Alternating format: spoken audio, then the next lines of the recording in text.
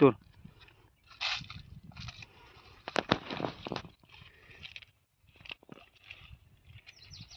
હિરેનભાઈ ઠાકોરના ખેતર આપને બોલવાના લીલા કોબીજ.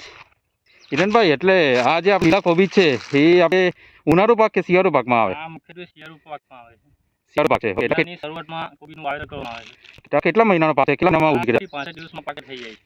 60 દિવસમાં. હે, હાલ શું છે આપણે? માર્કેટ ભાવ હાલમાં 400 થી 500 રૂપિયા 20 કિલોનો ભાવ છે.